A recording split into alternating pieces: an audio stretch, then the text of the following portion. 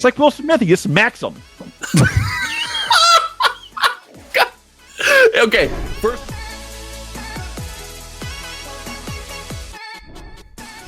Whoa. Welcome to MTZBWY with you, America's most favorite MTG podcast. I'm, of course, joined by the man with the beard that is tanned, tamed, and ready, Josh. What's up, everyone? I am also joined by the man who has the internet aflutter. Is he worse at sleeving or worse at opening packs? Louis DeGeorge. What is up, everyone? And we are joined by George. What's up, dude? All right. If you guys have not seen Louis' cryptic box opening, please go watch it now and watch it the way this man ruins every card he touches. Did you read the audience what I text you? No, I don't have that in front of me. You were maddening. I was so enraged. I watched your video to support you, and I might never do it again. Yeah, I stopped watching your videos to support you like 3 months ago, so at least we're on the same page. Oh, it wasn't 3 months ago. I tracked that. Get out of here. Right when I started making Magic content? Thanks. Thanks, man. All right, everyone. Welcome to the podcast. This is going about what I expected it to go tonight.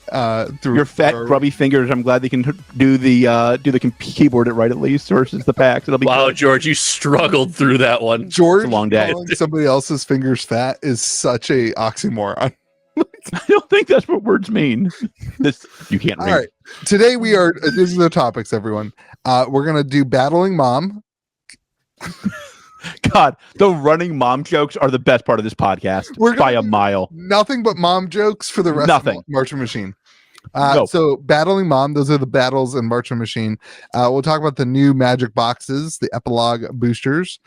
George is excited to talk about lore. This is the only thing he's wanted to talk about in the whole podcast today. So he's going to lead us through gameplay. He's going to lead us through a conversation on lore.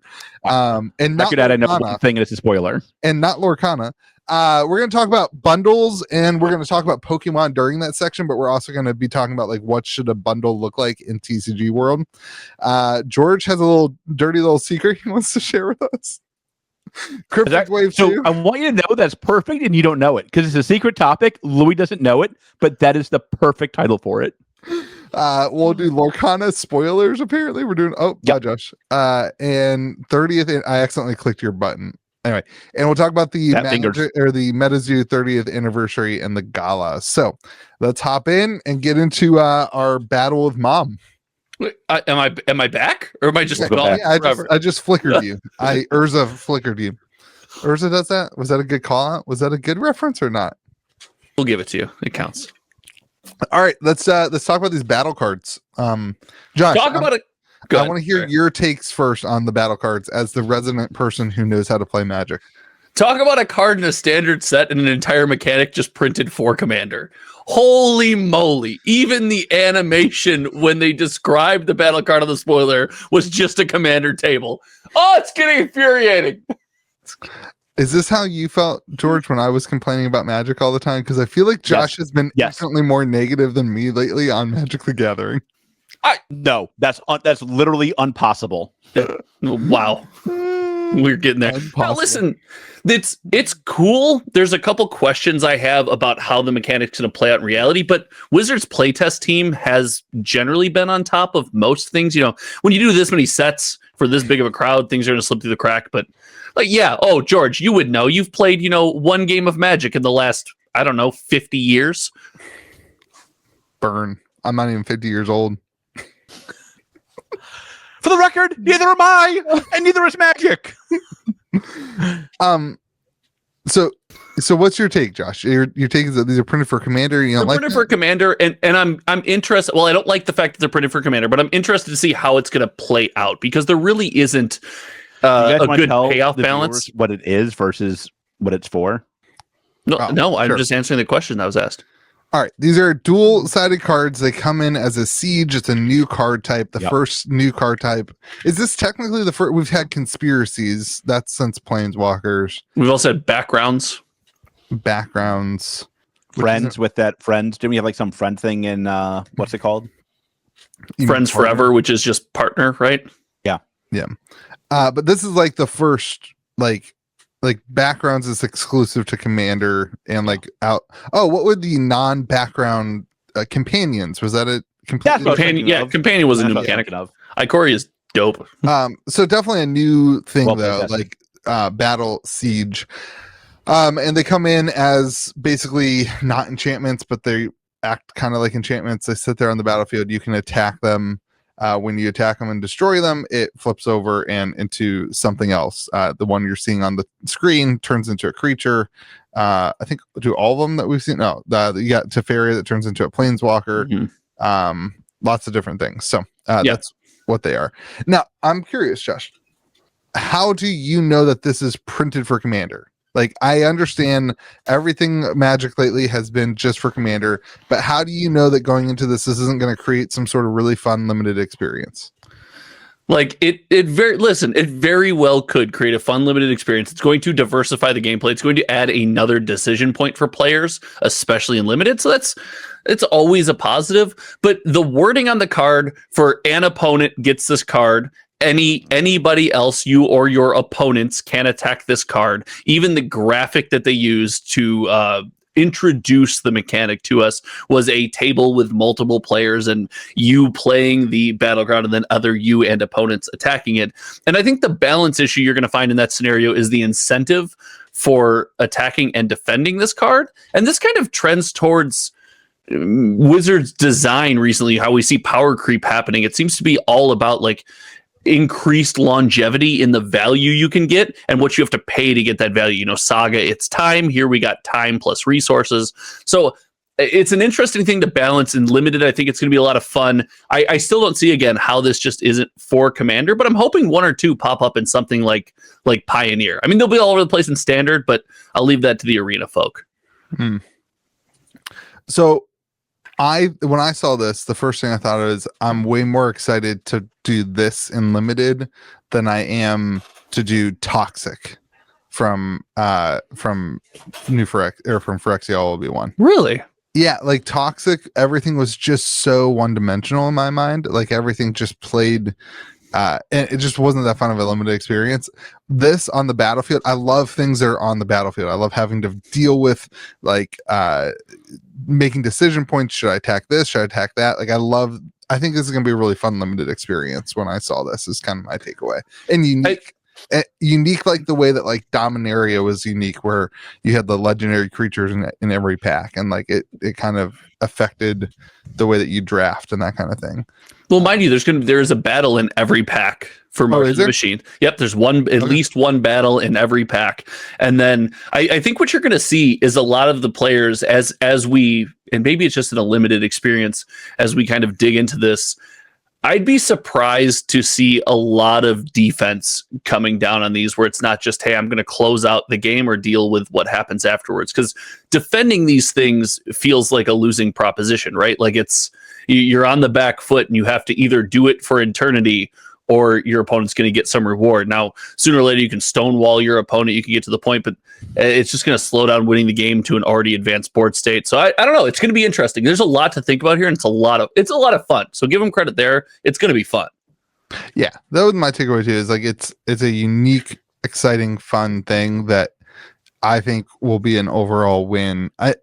I know some of the arguments have been like, how do you interact with this? There's no cards that destroy like target battle, right? You have and we dealt with this for a while with planeswalkers, where there just weren't a lot of destroyed target planeswalker or destroyed target permanent. You got a lot of that in green, but right. And so one of the issues is going to be like, how do you remove this if there's not removal kind of built into the set? But like, I don't know. Wait for Aftermath. It'll be in there. I mean, listen, maybe you got things like Vindicate though, which is destroy target permanent. Like, and I guess you can target a battle with that. That's kind of getting a little bit into the weeds, but you do have a lot of removal. Look at Farewell from Neon Dynasty, right? Getting a choice to remove a bunch of different things. This is something that persists past that, since it wasn't a card type when the Farewell was printed. So right. Huh. So it's super interesting. I think it's exciting to be part of. I said this in a video. I think it's exciting to be part of Magic when this kind of stuff comes out, because like it, if you were around when Planeswalkers came out, I wasn't. if you were, like, it would have been an interesting dynamic, and the conversation would have been, exciting. You pull one of them. That's like, I don't love that it's one per pack. No, that was no, it was pre-War of the Spark. War of the Spark had all the Planeswalkers. Way pre-War. War of the Spark was Planeswalker centric, but they had been introduced. It was Lorwyn, right? The first was I think it was, wasn't it? It was Lorwyn. Oh. Yeah. That would have been like a long time ago. Yeah. Mm-hmm. Planeswalker's been around for a minute, dude. Yeah. George, are you hearing about your store drafts like more than any store that I've ever heard of? Are you hearing your players excited about this? They don't like this? Are you hearing anything? I know the announcement just came out. I'll be honest, they are so ready for the next set. I think they could have been like, here's a dookie in a bag, and they would have been pumped as heck. Which it's not out yet. It still might be. They are very ready for this set. It has been a long time since they could draft a new Magic set. Wow, point they're for very the rapid release cycle. Yeah, they are very pumped for this next set. Pre-orders are through the roof. Like, people are very hyped about this set. Yeah. People are super hyped. And like, the collector boxes look good. They look real good. Serialized cards. People are hyped about the collector box. Yeah. I'm excited for the set. Like, I think it's cool to have like the ending of a story. We'll talk about this a little bit with lore, but like I got your back. The feeling of the set feels good too. Like, we talked about Crimson Vow a lot on the podcast for a reason. I didn't like the setting of Crimson Vow. Like, it just didn't excite me. I love like the thematicness of this, where you've got all like the Thalia riding the Gitrog monster, and there's just like a lot of things that are bringing people back in my mind, like people who were on the fence about stuff, excited for something new. I think it was a promo. Never mind.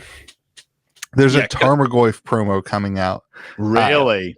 Yeah, I thought that card was like worthless now. Is it not? It is, but like, it is. I don't know. Like, I like the card. Product. One of my first ever products. That was the hit of the product. Everybody wanted one. Probably Future Sight. No, he wouldn't have had a store back then. Probably Ultimate Masters. That was a big hit in Ultimate Masters at the time. Was it in Double Masters? No, one. I don't think so. I don't think it was in Double Masters. That could be. It went from like never being printed to like there's a million. Remember, like, I had one set that was like a big hit and people were hungry. Yeah. So can I ask you guys this before we move off? Louis, you said you're hyped for March. George, you said your store is. I could do nothing but for the next like month and a half, 2 months, talk about March of the Machine, but I feel like it's going to be overshadowed by the big pre-summer, early summer drop of Lord of the Rings and Commander Masters. Yes. So I did the math. That's so sad. I did the math, and this is like, okay, we'll get into this in a little bit. This is terrifying.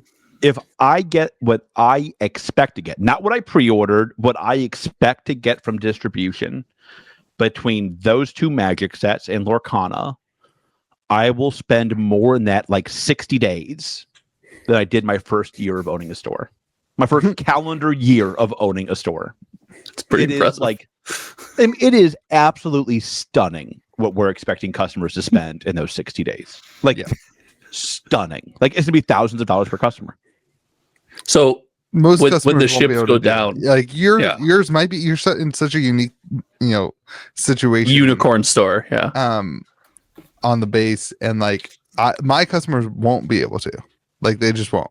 Like, that's the military you're talking about there, Josh. No, it's a compete sport there, buddy. They just won't be able to. I think this set, though, I see people, in my opinion, people will choose this set over like spending an arm and a leg on double or on Commander Masters. Congratulations, you're insane. I'm not. People, you're absolutely insane. The comment section, let me know if I'm wrong. You're wrong. People are not. I'm not. People are not hyped at all about Commander Masters. Thank you in video comment section. Who is excited about Commander Everybody. Masters? Everybody. Well, Louis, hold on. You had me in the first half, not gonna lie, but people are excited about Commander Masters. I don't like it. I'm not a big fan. I have not talked to anybody I know that's excited for Commander Masters. Every single person I've talked to about Commander Masters says, "Oh, I can't afford a $400 set box." That's every single person I've talked to. Well, that might be true. That doesn't mean they're not excited for it. They're gonna buy singles. Like singles. They're gonna buy boxes. The boxes are gonna fly. I think this will be a very limited print run. Like I think this will for be Commander Masters. Yeah. Or Nope. I think this will be far more limited. Wait, you're talking about Commander Masters, right? Yeah, I think this will be far more limited. You better hope I'm right, buddy. I can't afford it if I'm wrong. You can't afford getting all the boxes. You're writing podcast checks. Your butt can't get one iota about selling Commander Masters. Commander Masters is going to be fine. I know you're hearing that I'm saying that it's a bad set. That's not what I'm saying. What I'm saying is that when push comes to shove, the consumers will have to choose between something because they only have X amount of money. And I think that they choose something new than over reprint sets. I think they will rather open and experience something new that they can afford too, that they don't have to stretch their wallets for. And this fits that bill. And more than this fits that bill is March of the Machine Aftermath, which we'll talk about. Like, I think that set's going to absorb a lot of money. And then the question is like, what do they have left over for Commander Masters after Lord of the Rings, which I have already given up on. Like I'm all in. A double Masters draft box today is $282. Draft, right? Well, Commander Masters sold like crazy. Commander Masters sold like double Masters sold like crazy. Oh, double Masters. Okay. Louis, you lied to me. Did I? You said you stopped watching my content and you gave the take from my video today. I'm so proud of you. I did not watch your video today. So good. I am proud of you for stealing Josh's take learning. Trust me, I was trying to talk on the phone today and my kids were like literally screaming in the background. Well, perfect way to drown them out. YouTube.com/hometown. It was the perfect preparation for this podcast where it's just George screaming at the camera the whole time. I think you're right on. Obviously, I 100% agree with you. I really think that this set has a chance to give the more Magic fans than the sets that are going to follow it a chance to get introduced and to participate in a very good product at a much better price point. I'm really excited for the design of the set. Wild. You guys are wild. Like, Double Masters, both sets were amazing hits. There's no reason to think they're going to mess up Commander Masters. There's no reason to think they would. George, can I ask you a crazy question? Let's do it. Would you rather sell less boxes at a higher price, or would you rather sell more boxes at a lower price? More boxes at a lower price. Okay. Then why the hell do you like Commander Masters? Oh, because Double Masters is going to fly. Because Double Masters is going to sell more boxes at a higher price. That's what you think you're going to sell more boxes at a higher price? Absolutely. I will sell more Commander Masters than I will March of the Machine. Guaranteed. Guarantee it. I guess. No, I don't. Well, listen, we'll have an idea. Right, I am tracking all the data. We'll know. We'll have an idea of what's selling and what's not at least through TCG Player. Yeah, we'll be able to tell. We'll see more which set moves more boxes. Put your money where your mouths are. So put your money where your mouths are. You two. You sold more Double Masters than you do a standard set. The only set that's close is Modern Horizons 2. Okay, that's probably true. I think you're right. But so wouldn't you rather sell twice as much Commander Masters at a lower price with the same margins? Wouldn't you rather sell more boxes to more individuals? So if the boxes for Commander Masters were cheaper. So then what? I don't understand why you like the current pricing model of master sets, because I think that master sets I don't think I do like them. I'm just saying that like they make sense, they're going to sell and it'll be fine. Okay. I would prefer them to be cheaper, but like it doesn't matter.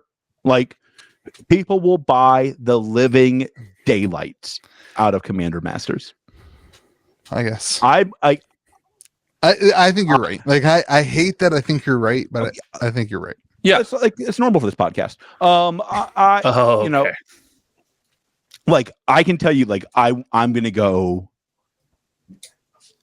I went unhealthily aggressive in my ask for Commander Master. Get us numbers. Do it. You're so good with numbers on this podcast. Give us numbers, dude. I don't want to do the math of what happens if I don't get cut, so no math will be done. I think this house. I can mortgage this house for. I have not. We'll ship you some cookie dough, George. You'll be ready. It will take more than cookie dough if I don't get allocated. I have not put in Commander Masters or Lorcana numbers yet. Lorcana is a lot harder. Lorcana is a lot harder. Still have no clue what to do. All right. I think going back to battles, I think battles are going to be a really good thing. I think they will sell the boxes. Like, I think that's going to be an exciting thing. I think limited experience is going to be super fun, and I'm excited for battles. So, anything else to say on battles before we move to Aftermath? We are now talking about the Epilogue booster boxes. I think it's good that we do that to avoid like the clumping of the topics. Yeah. Like, all right. Nobody likes clumped topics. Here's what we're gonna here's what the Epilogue booster boxes are, everyone.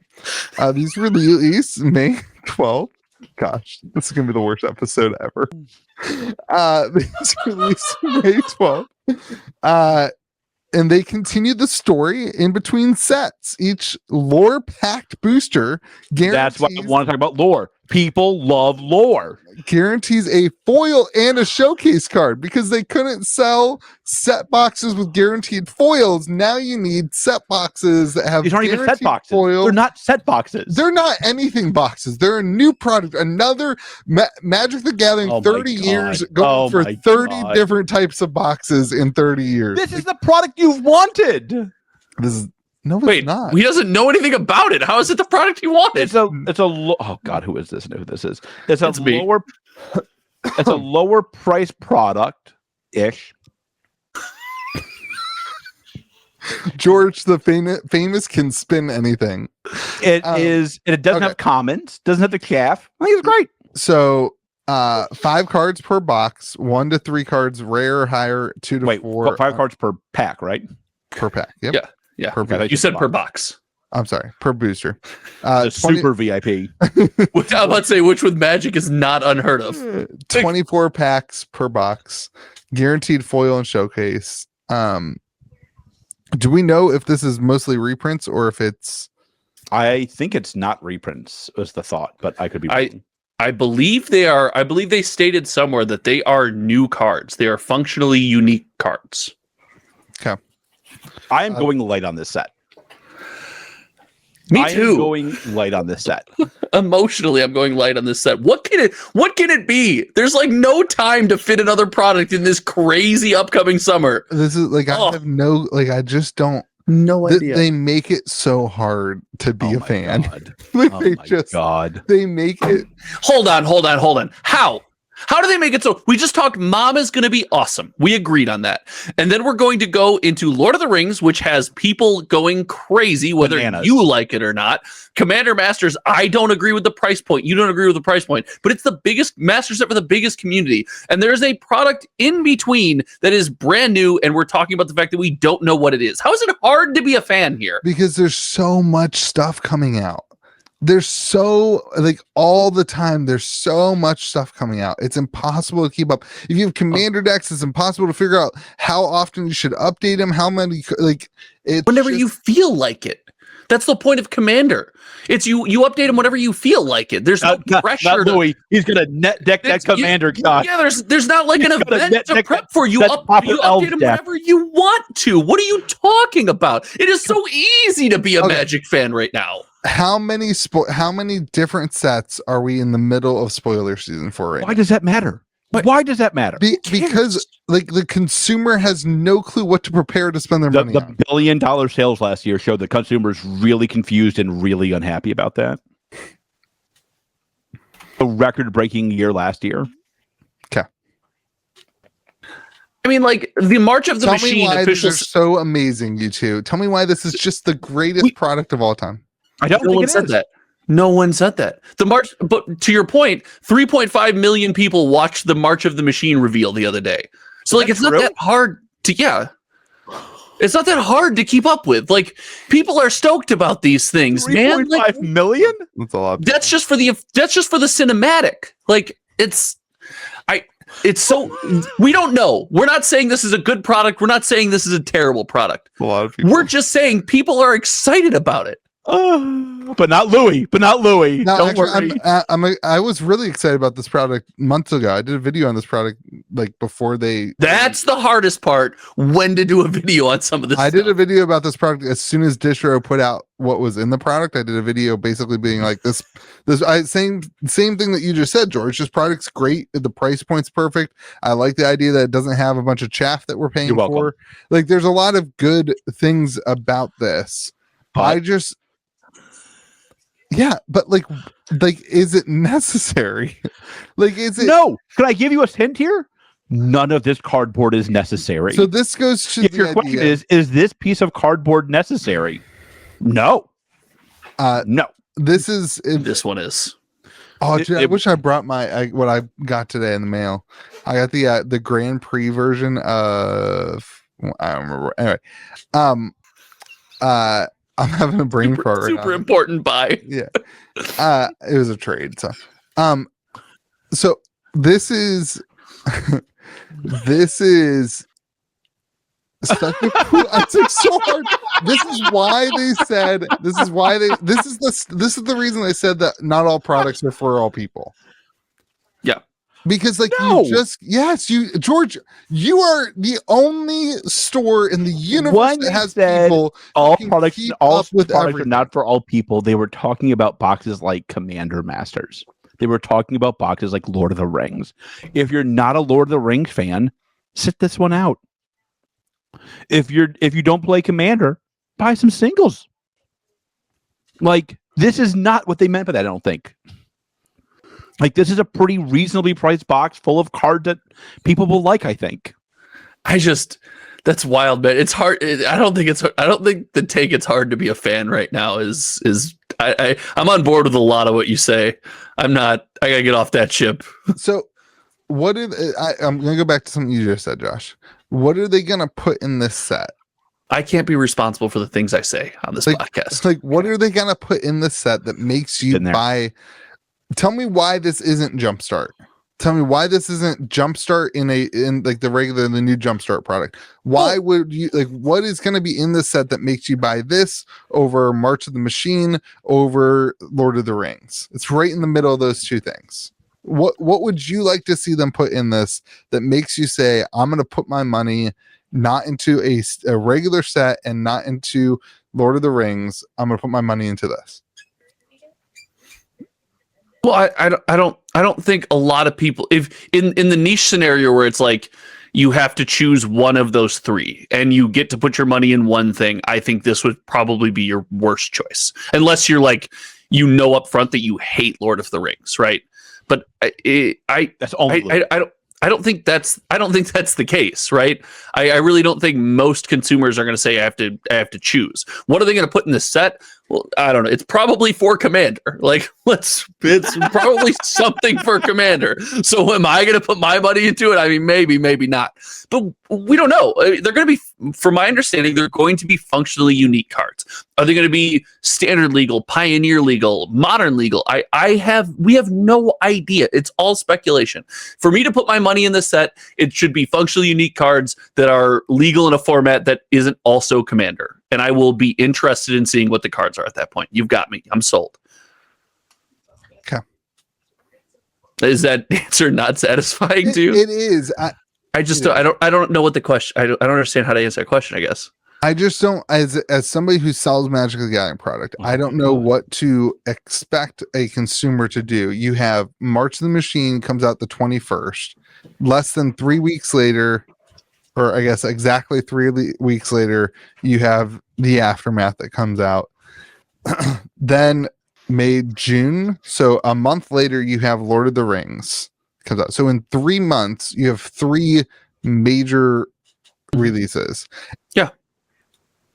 That seems like too much to me. But does that seem like too much to you guys? No. Well, okay. Listen. I guess I'm just wrong. I've gotten off the rapid release cycle complaint train because I was with you. I was on it, but it clearly keeps working. Like I'm willing to admit that I clearly don't understand what people want, because people not only keep buying the products, but people keep looking into the reveals, right? People keep building decks with the stuff. People keep playing the cards.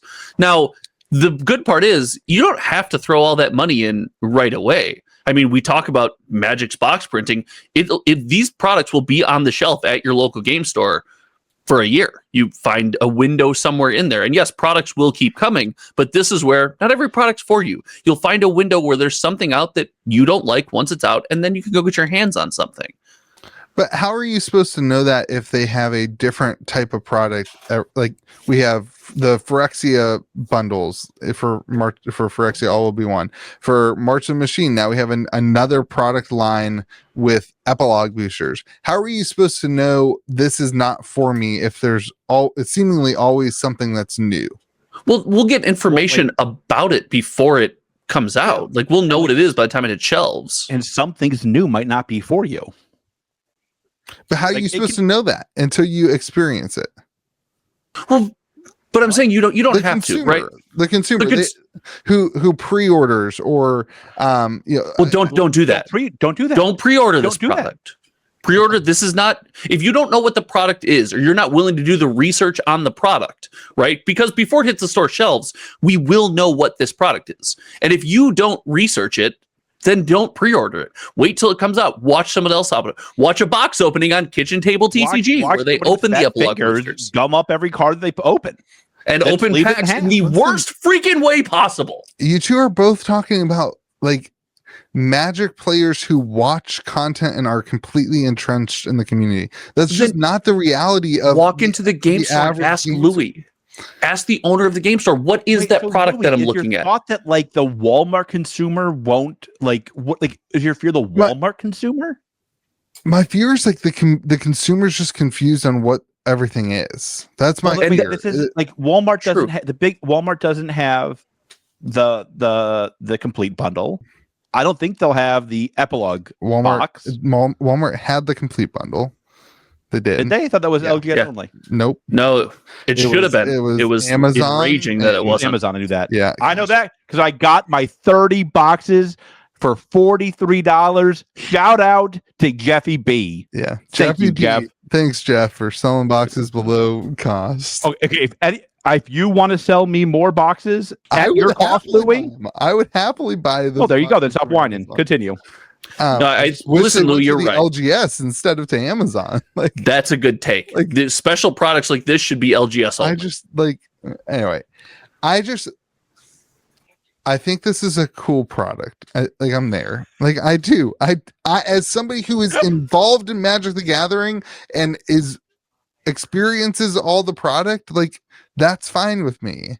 But like the average consumer is not a YouTuber with a YouTube channel on the game. But then they won't buy it. Or they'll ask. Right. Or they'll ask the game store. I'm just coming at this from the perspective of a store is like, there you go. How much of this product am I really that I think is a fair question. And like Louis, like I got news for you. This is all risk. No, I know that, but yeah, I think you're not giving the average consumer enough credit. They're just going to walk in, spend all their money on something open and be like, man, this sucks, without asking a question. I don't think. Maybe they will. I can't imagine that world. That definitely happens. You two run the weirdest stores. Welcome to West Virginia. People buy stuff all the time and not for like what they wanted or what they experienced. I'm not saying at my store, but like in general, people have wallet fatigue and buy things all the time that they don't understand. That's not true. You don't think that's true? I think it's true, but I think the people that do that accept that risk. If you're going in there knowingly spending your money on something that you don't know what it is, and you get something that you don't understand, I think you handshake that deal. How do I put a quarter out of this guy's ear? Okay, I think you handshake just to get things straight with you guys. Wilds of Eldraine comes out, and they release. I am pumped. Wilds of Eldraine comes out, and they release another new type of box, and you're just like, "That's great, I'm all in." I think they should release more kinds of boxes till they figure out the best boxes to sell. Shouldn't they have been able to figure that crap out? No, because that's not how markets. No, like they have. I don't know, because Pokemon seems to have like it figured out. 3 SKUs and 4 sets a year. Yeah, That's great. It's fantastic. And how many people do you think play that compared to Magic? Oh, I don't care about that. How many people do you think buy it? Like, I care about it because I can get tendies on Pokemon. So like Louis the Tendy farmer. I mean, like, listen, like, I think Magic should keep experimenting with different SKUs until they find the right mix. This isn't hard for me. But that's not a scenario, right? There's no finding the right mix, because when they do, in 4 years, they will innovate and do something else and try something else. There is no right mix that just exists forever. It's not a permanent fix, but I think there's a right mix that they got to find. Like, clearly they think the market is changing, which is why they're adding different things, right? Gift bundles, complete bundles. They're trying to figure out what do customers want in a product. This was like they got rid of the theme decks because nobody wanted the theme decks. Now the theme boosters. Now they have Jumpstart, which shout out was a miss. But like, you know, they're trying to figure it out, and I give them credit for that. Good for them. I don't see a problem, I guess. Okay. All right. Talk to Louis for 5 minutes. He will. All right. Moving on. George, tell us all about lore. No, you were adamant that we have to talk about lore today. We spent way too much time on the first two topics. So my question in the Discord to you two was, does anybody care about lore? But I guess the answer is Louis does. So the rumor, all right, this is a spoiler alert that is probably wrong because it was just what somebody texted me. So I also don't know what any of these words mean. Nobody cares about spoilers of lore for Magic. So I heard Atraxa gets wrecked. What does that mean? I don't know. I was hoping that's where you guys could chime in. That was what I know. Listen, I know about as much about Magic lore as the writers of Magic lore, which is nothing. Where's the Magic historian? I know that Karn looked very favorably at Elspeth Mommy. Came in that cinematic, and Karn was like, "Ooh, hey." Wait, is Karn like does Karn get jiggy with it? Karn's face is just so blah all the time. I loved the Tron lands in the Master set. That's him, right? Does Karn get jiggy with it? It's just in my mind now. Na. It's like Will Smith. He just smacks him. Okay, first one in the comment section to make a Will Smith Karn altar with Karn slapping Elish Norn gets a prize directly from Louis. Oh man, I don't know where to go from that. I think. What was your favorite Will Smith song? I can't name a Will Getting Smith Jiggy song. with It or Wild Wild West? Those were the only two. Miami? Oh yeah. Wait, was that Will Smith? Yeah. All right. Oh, yeah, you're right. Bienvenido a Miami. Okay, you have three choices. The Fresh Prince song does not count because that's too obvious. Gotta take give me Summertime all day. If you don't throw DJ Jazzy Jeff in there, I'm out. I don't know any of what just was said at all. I know Fresh Prince. You know the Wild Wild West song? No, I do not. Summertime. Not either. Okay, can we go back to talking about Magic lore? Because I don't know how we got. No, why are any of us talking about lore? This is a terrible decision. Does anybody care about Magic lore? The answer apparently is on this podcast. No. Next question. Moving on. Let's talk about products. Let's talk about bundles and how. We already talked about bundles. Okay, moving on. We've entered the bundle section. We've exited the bundle section. Little secret. Okay. All right. I want. Okay, so this is going to be. This podcast is almost on 100 episodes. Did you guys know that? And like, not almost half of them have been with you, Josh. It is absolutely amazing that we have made an episode every freaking week for 100 weeks, almost 100 weeks, and we are still this god awful at podcasting. I think I'm great at it. We are. So this will be a new section every week. Fantastic at this. We are. This will be a new section every week. We're gonna see if people like it. If people don't like it, we'll stop doing it. But it's the best section. I'm gonna interject one topic of my choice that's not TCG related, and this one will be a debate that I'm having with a loved one. Oh, wait! I don't want to give you. I go to the same breakfast spot every day for breakfast. That's how I got my spelled physique. The bagel shop. Yeah. The bagel shop. I get like 4 they, pounds of bacon. I get a omelet, and I get the world's sweetest bagel. And I will die at 45 with a big fat smile on my sausage finger face. You're going to die when you're younger than you are now? Yeah, there's no way you're not 45 yet. It follows. So I walked into my bagel shop, and there was a problem. There was a horrific sign.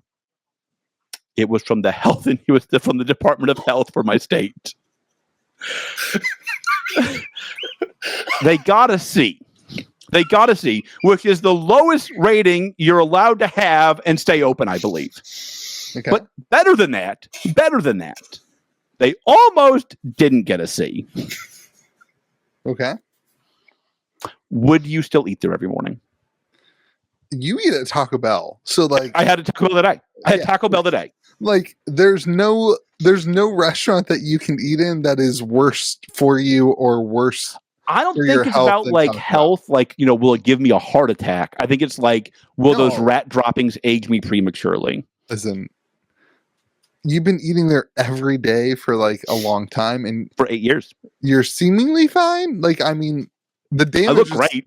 The damage is certainly done. They're only going to get better from here. Like, you don't get the worst grade and then don't stay open. Like, they're going to get better from here. So like the damage is done. I think you're good to go.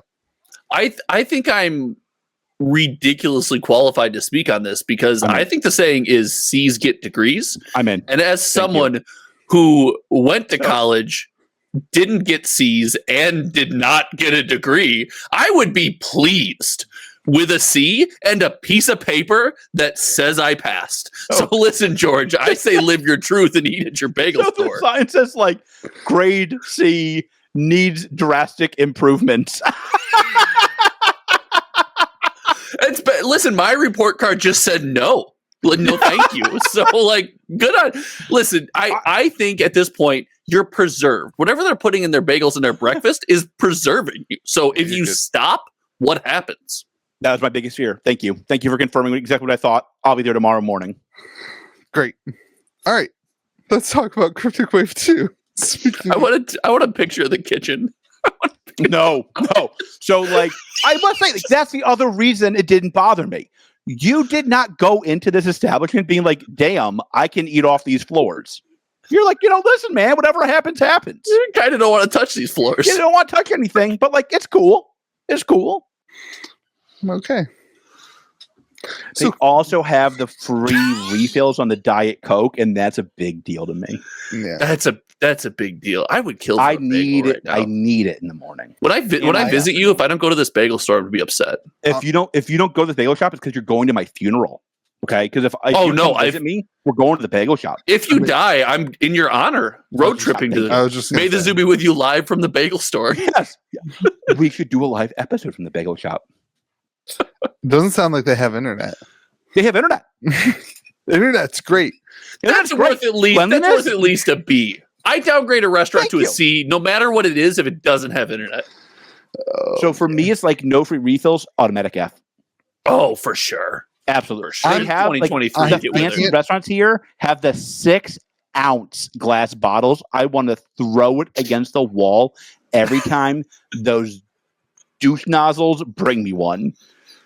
I want to like throw it against the wall knowing it won't break because it's like, it's made out of titanium, the glass. It's like wild how thick that glass is. 6 ounces too? That's way too small. 6 or 8. It's too small. My favorite restaurant for like all last year had these tiny cups, and every single day not every day, but 3 times a week I went there.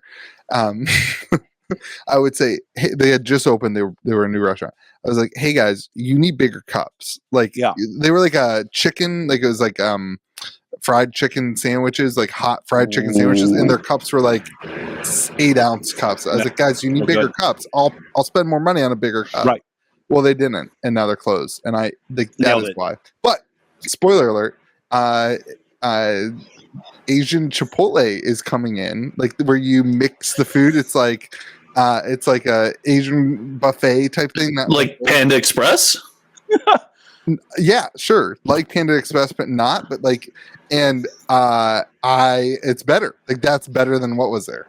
So, oh yeah, my favorite place is a ramen place, and it's because you can get a bowl of ramen the size of my head for like $6. Yeah.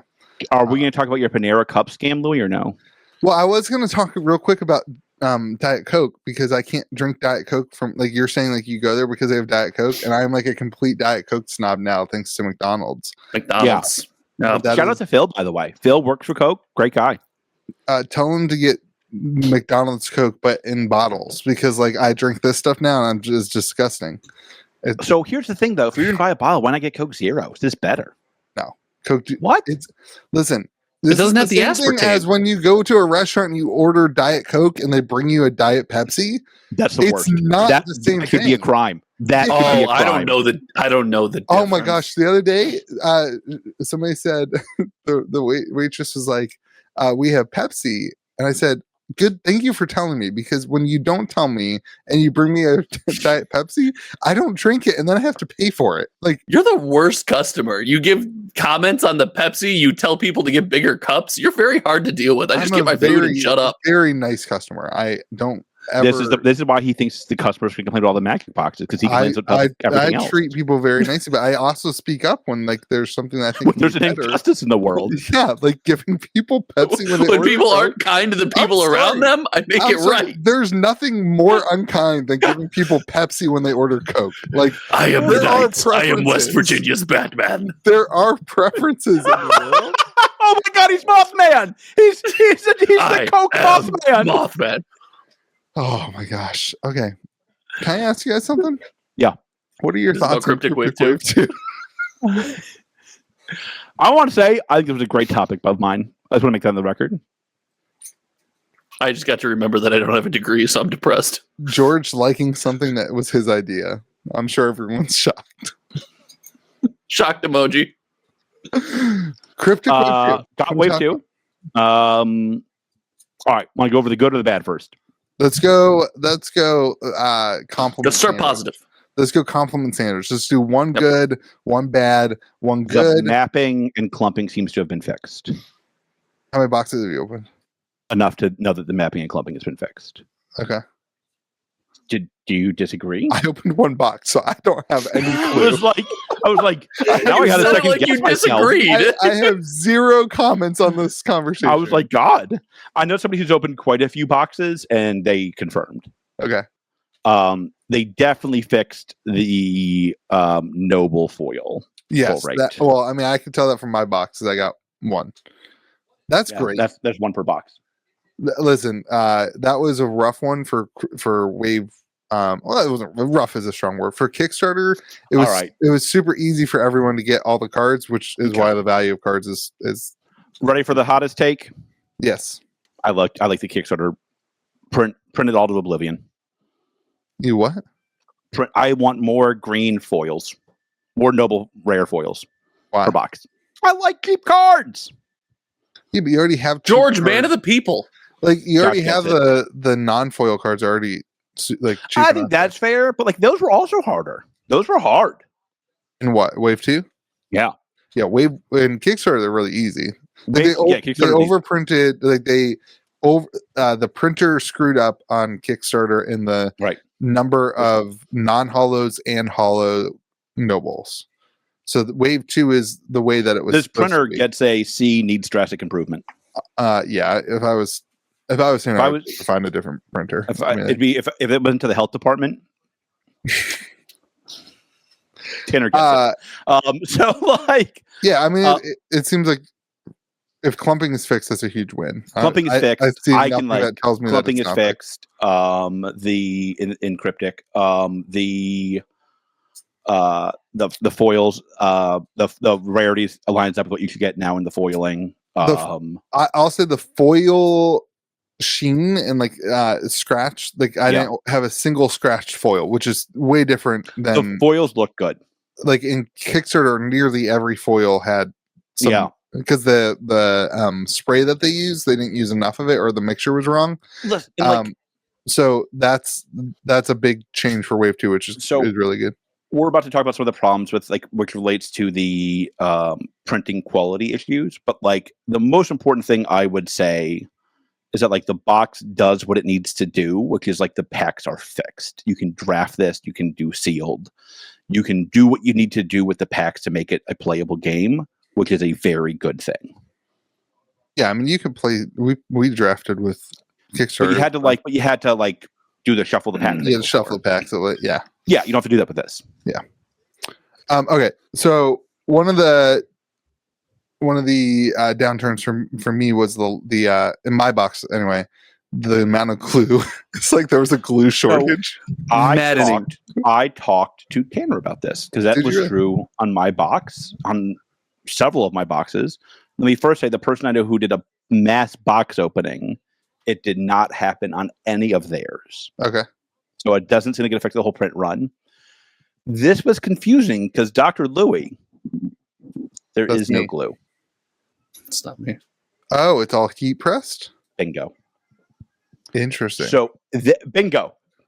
This was we went through like the issues that I was talking about. This was by far the most confusing because how? The thing cuts and seals.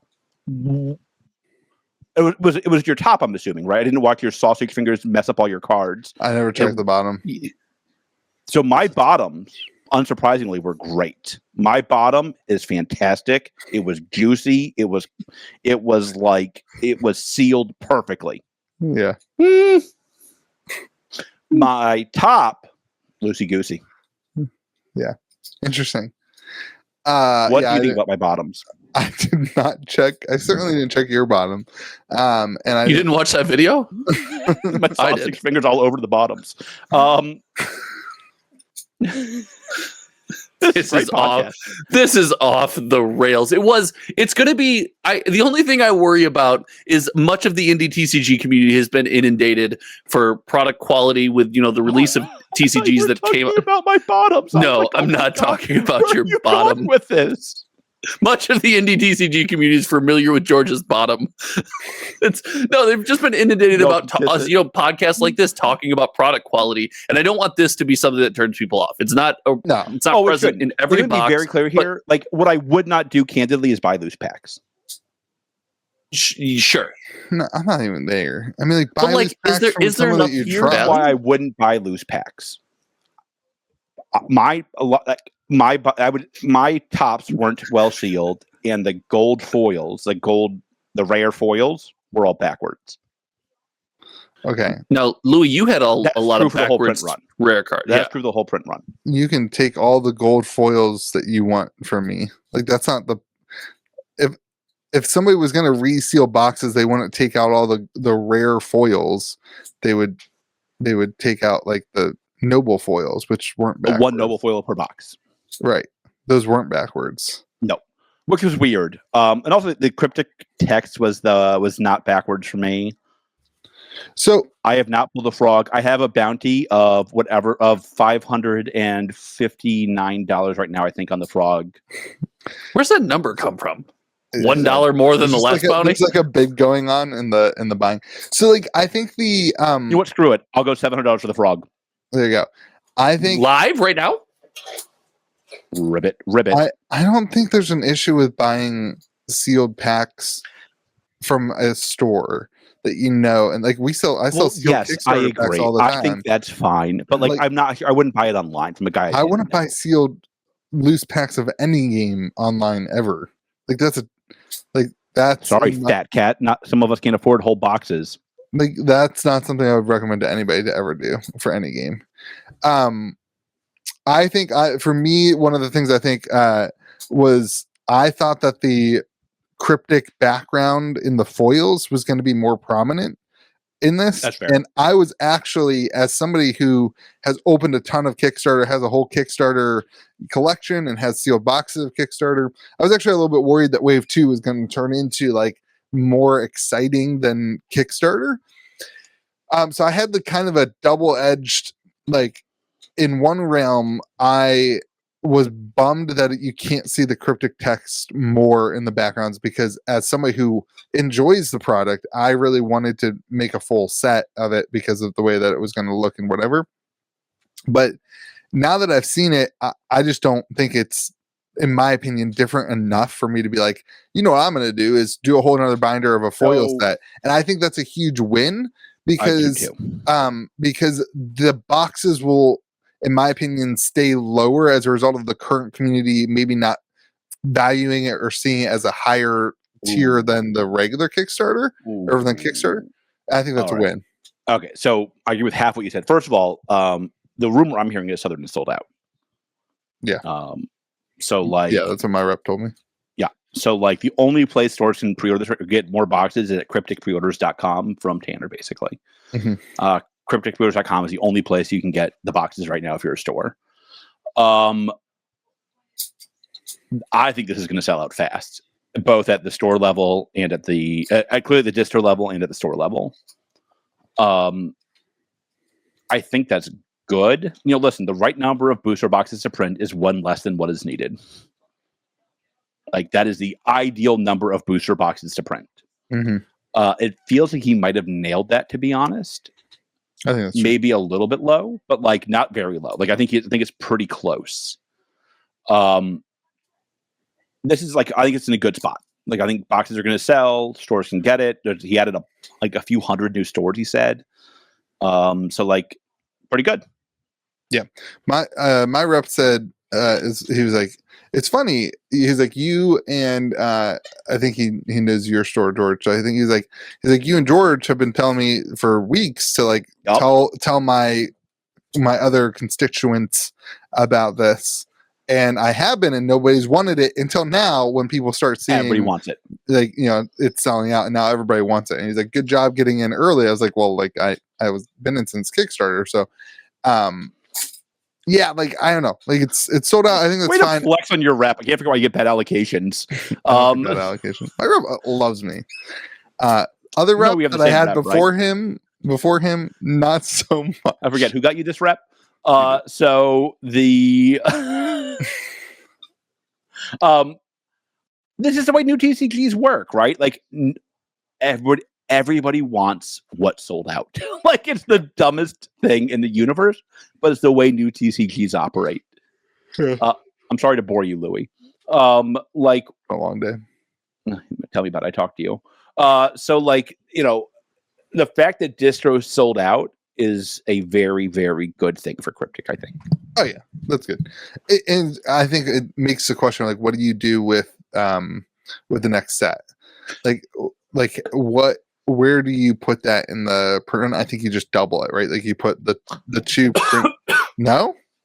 Oh, I think you do. Do not do that, Tanner. Do not listen to bad Louis. Good Lord. I think you're like 15,000. No? Maybe. I'd say closer to 13. I don't know. 12 or 13. Something important for all you fat cat collectors out there to remember. The rarity on this Wave 2 is vastly different than Wave 1. There are half as many of each card in the box topper. There's one box topper versus two. Mm-hmm. Roughly the same print run. Unquestionably, be way less noble foils. Yes. Way less. So the Wave 2 noble foil. The Wave 2 noble foils will be rarer? Way rarer. I don't think that there will be way less regular foils. Wait. That doesn't rare foils. Rare foils. That doesn't make sense. I think it does. It doesn't. There's more common foils now.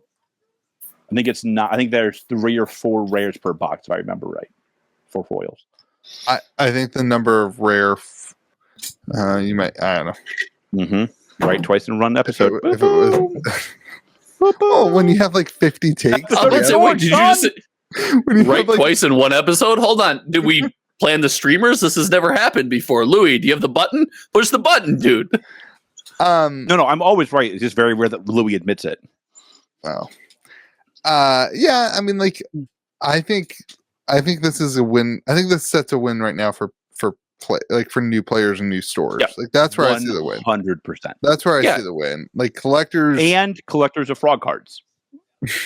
The frog cards are pretty cool. Currently buying one for $1 more than George, and then selling it to George for $2 more. That actually makes sense. I'm actually like a little worried that's going to happen. Not to you, but like, I'll overpay for that card, and I know I will. We're drafting on tomorrow, Saturday. So get me a frog card if you will. I will. We'll talk about that next week about how draft went with this. We drafted Kickstarter once. It was really fun.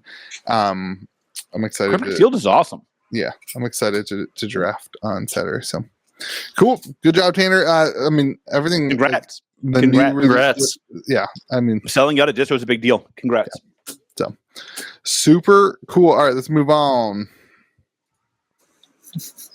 Lorcana spoilers. We are now entering the Lorcana portion of the podcast.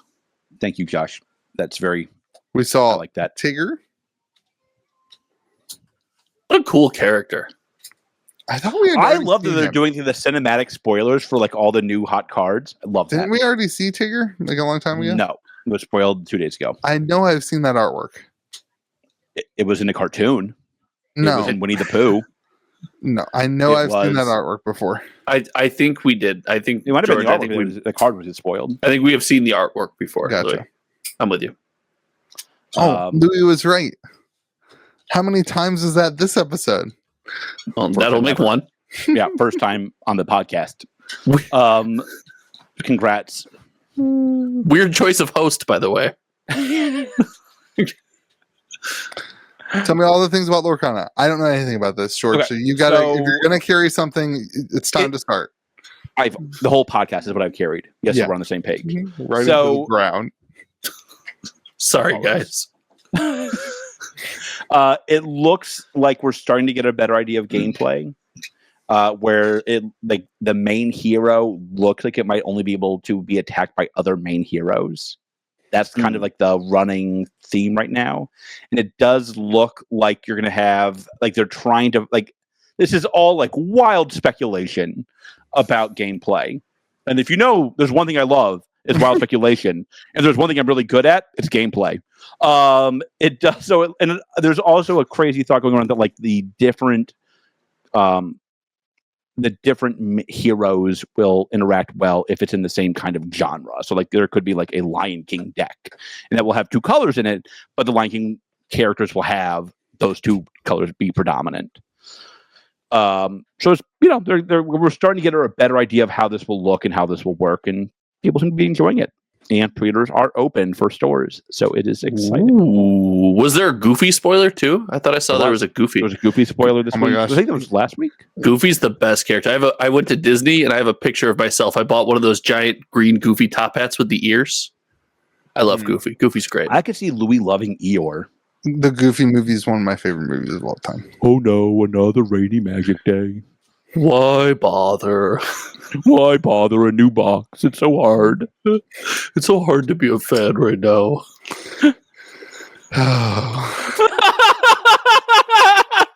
I think I'd rather go back to when my kids were screaming in the car all day. Oh no. Hey kids, calm down for dad.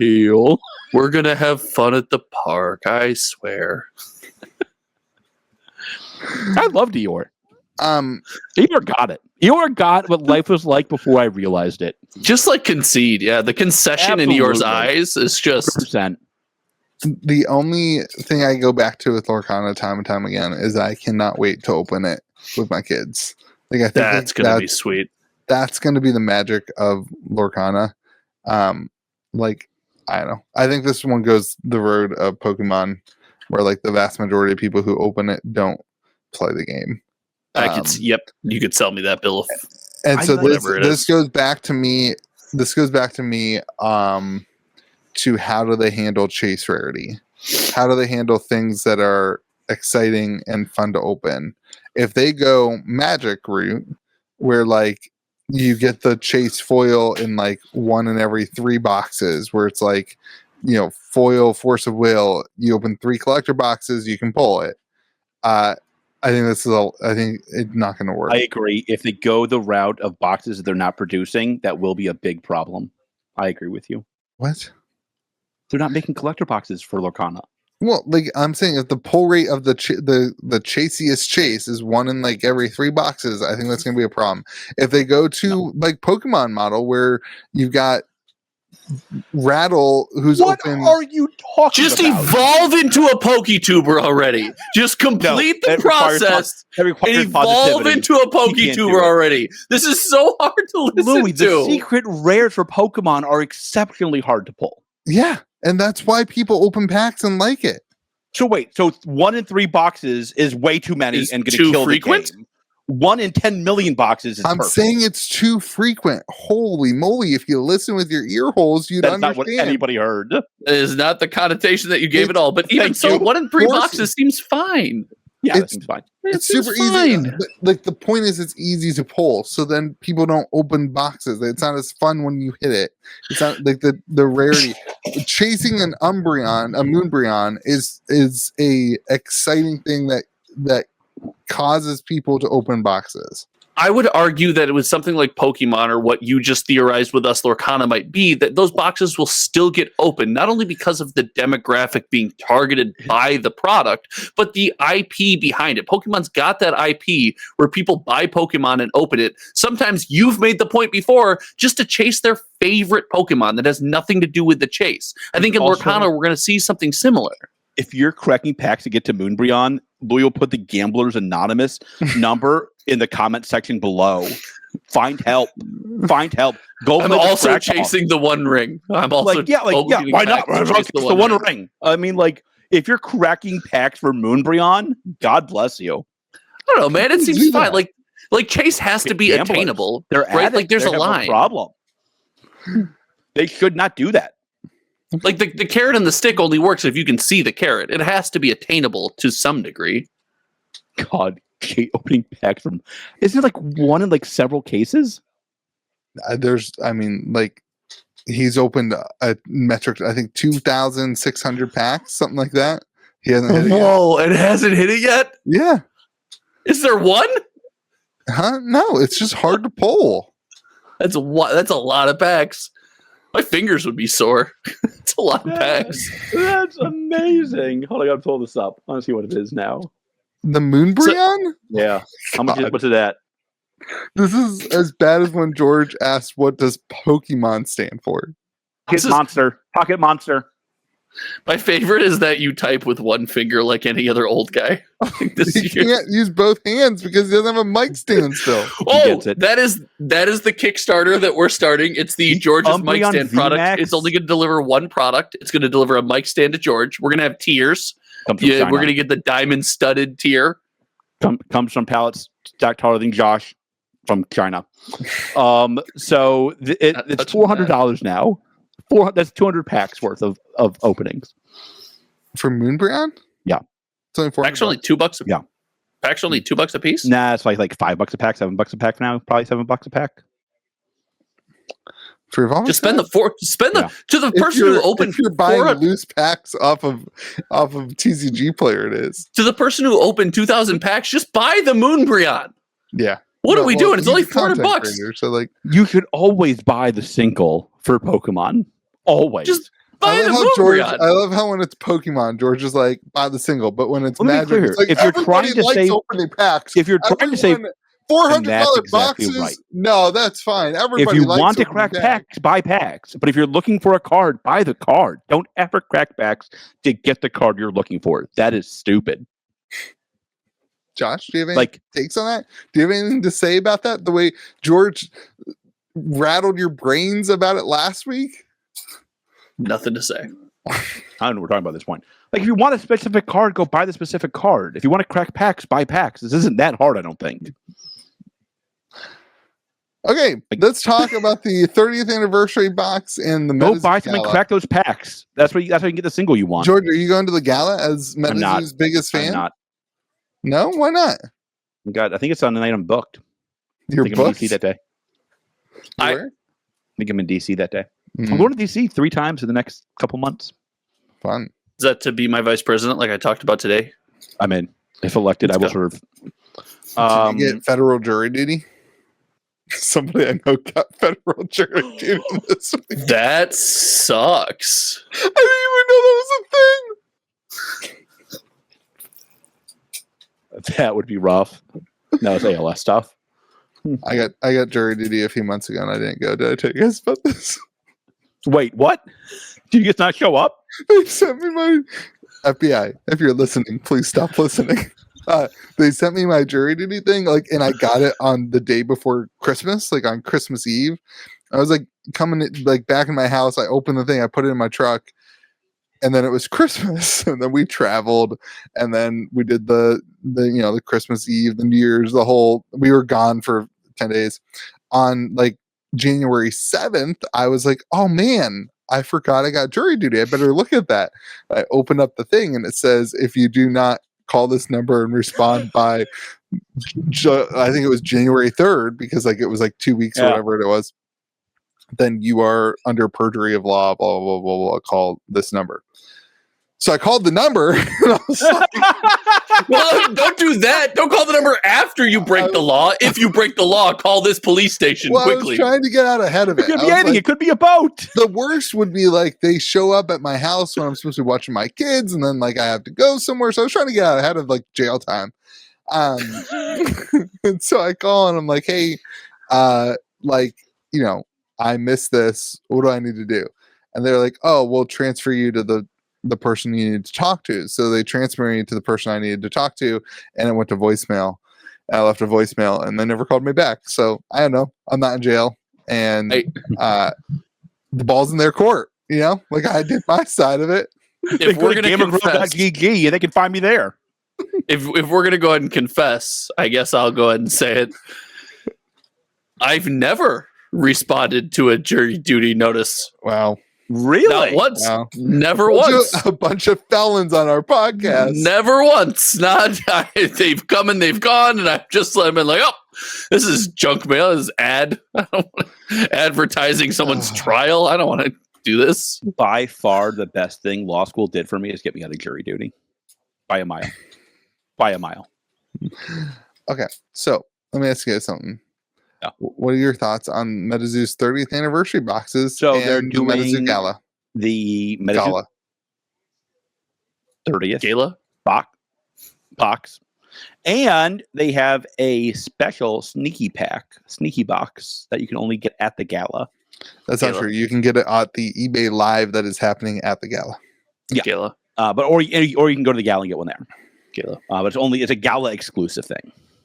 Is that how you actually pronounce it, Josh? Because I've never said the word gala before. No, I have no idea. I was just in. I'm all the way in, 2 feet. I think it's Jala, actually. Galia. I can't read. Galia.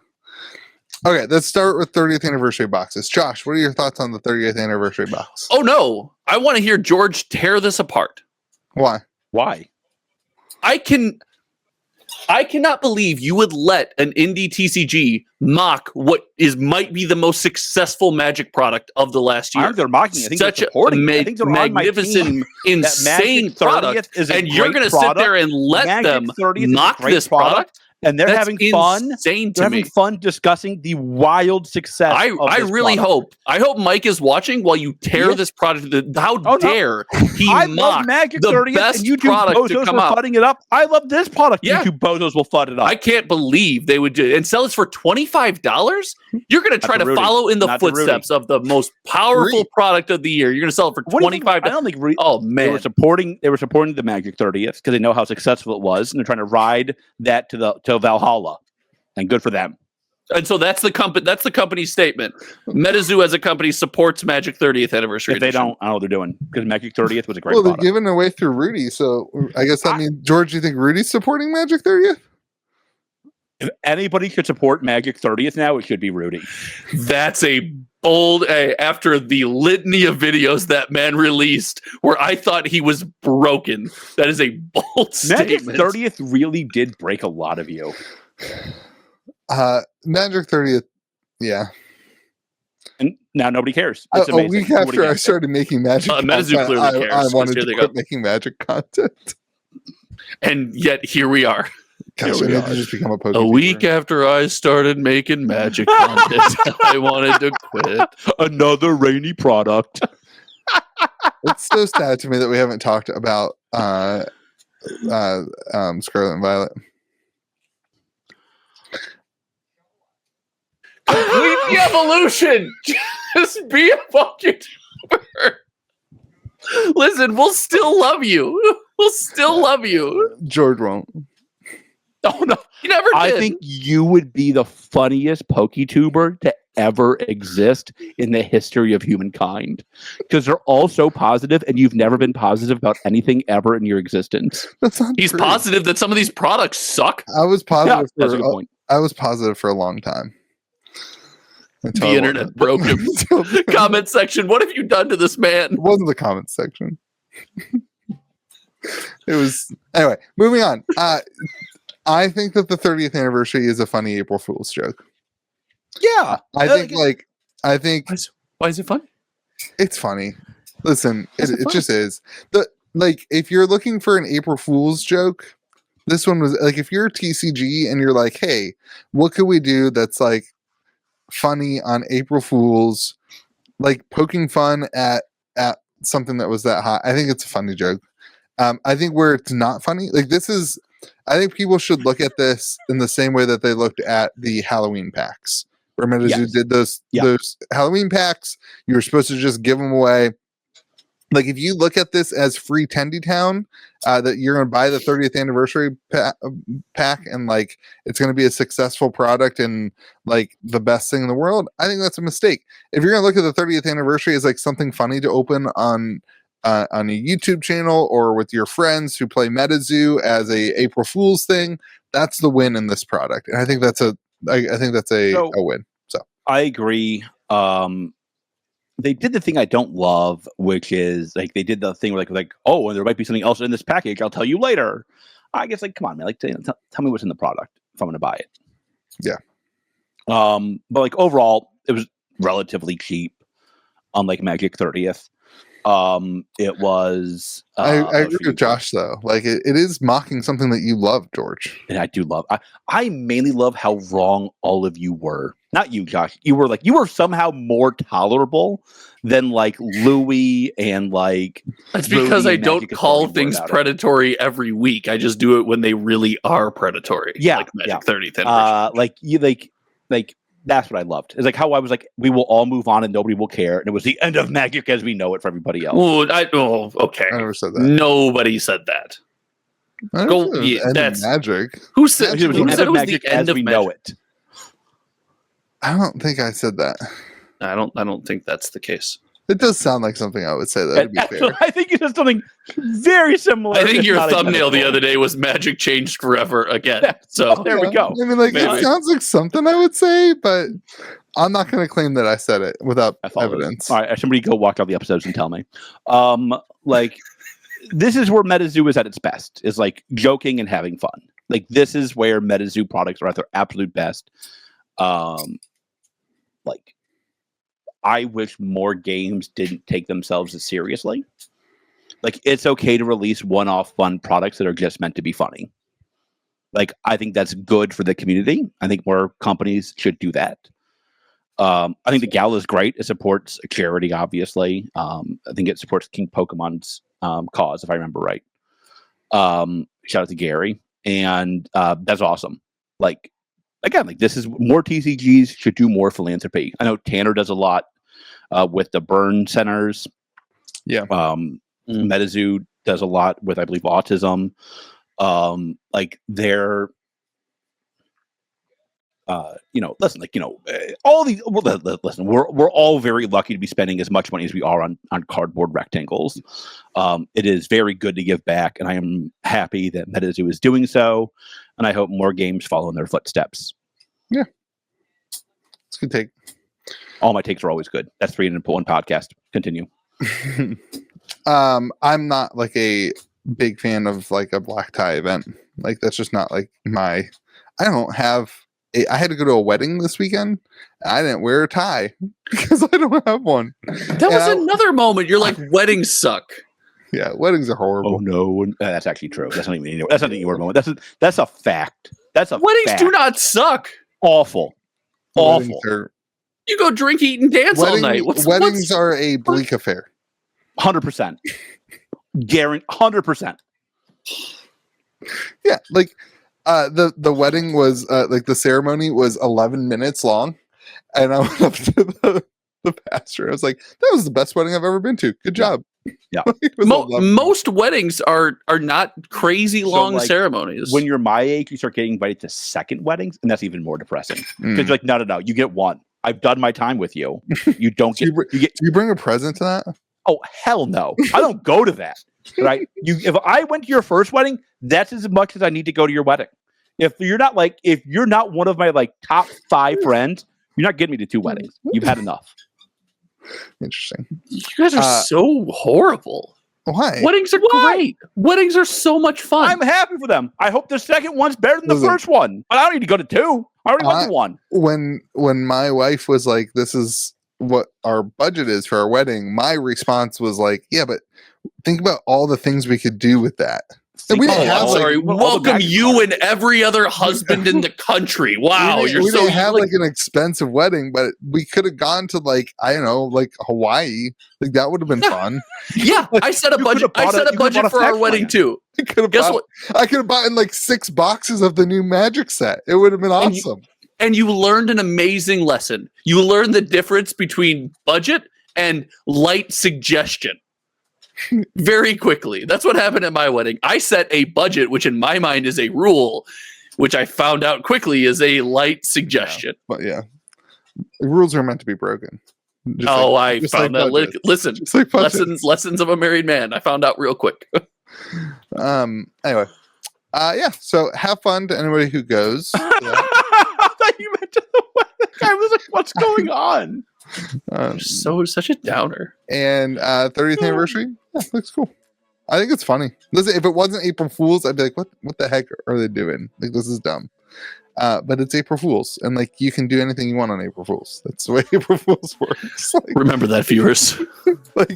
As a company, if you want to do a product that's a funny April Fool's joke, do it. That's great. We should laugh at it. You want to take all your valuable cards and put them in one box out of every 300? Funny joke. Just there you go. April Fools. Got them. Josh will buy them as long as they're serialized. If they're not, that's a different story. Want them. I will. All right. Anything else? This is the end of the podcast. This is if you want to George gets it. If for some reason after this you want to watch more of our content, you can make sure you hit subscribe on my channel and go on over to Hometown TCG, where you can subscribe to Josh's channel. And if you want to support George, most people just do that in the comment section. So go ahead and leave a comment for George. Spoiler alert, that supports me. So I'm all about it. Nobody comment this week. Wait, I feel like I'm getting the short end of this deal. Leave your positive comments about George on my channel and your negative comments about George on Josh's channel. At the end of all that, channel crashes the internet. That's the headline. George's bottom crashes the internet. Episode title. No, it's not clickbaity enough. It's not.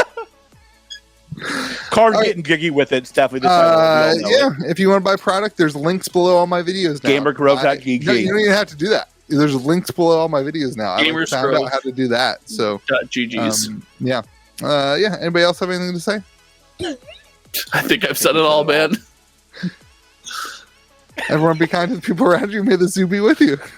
And also with you. Also